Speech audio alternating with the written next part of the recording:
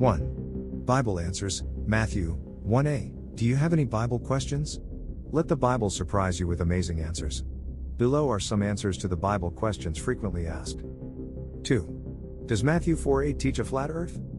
A reader asserts that Matthew 4:8, which in part reads, "The devil took him to a very high mountain and showed him all the kingdoms of the world in their splendor," is evidence that the Bible thought that the earth was flat, because it would be impossible to view the entire world from a high vantage point unless it was flat. The reader also asserts that the visualization of all the kingdoms could not have involved the supernatural, because if that were the case, it would not have been necessary to go to a very high mountain. B. Aside from whatever opinion you have of the Bible, the fact is, it would actually be impossible for the supernatural to be absent during a meeting between Jesus and the devil, as described in Matthew 4:1-8. How else would the devil manage to find Jesus in the desert in Matthew 4:3? How else would the devil bring Jesus to the highest point of the temple in Matthew 4:5? And how else would he transport Jesus to the very high mountain in Matthew 4:8? C. Matthew's portrayal of the meeting between Jesus and the devil involves the supernatural. So how did the devil represent to Jesus all the kingdoms of the world in their splendor? The answer seems obvious, by means of the supernatural. D. So why does the devil take Jesus up to a very high mountain when he could have used his supernatural powers in a valley, or in a plain, etc., to show Jesus all the kingdoms of the world? Because a king is elevated.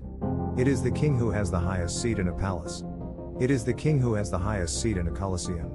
It is the king to whom others lower themselves by bowing. So if the devil is going to tempt someone by offering to make him the king of the world, where else would be more appropriate than the top of a very high mountain? F. Consider the succession of temptations in Matthew 4:1-11. At 1. The first takes place in a desert. At 2. The second involves the highest point on the temple in Jerusalem. At 3. And the third takes place on a mountain. G.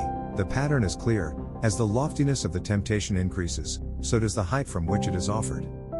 H. But, for the sake of argument, what if a person, who lived during the time of Jesus, actually thought that the earth was flat? Would that person really think that if he stood on a high mountain that he would be able to see the entire world, all the kingdoms in their splendor?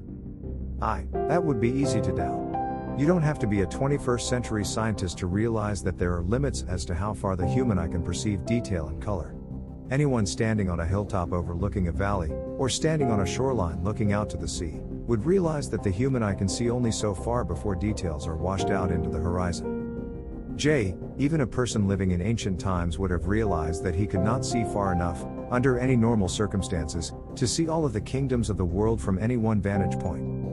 K. Remember, the ancients traveled by foot. They often measured their journeys by the number of days that it took to complete the trip. The Bible records many examples of this. A man living in ancient times, taking a journey that lasted a day or more, would have realized that even when there are no trees or mountains or hills to obstruct your view, you still can't see your destination point at the start of your journey.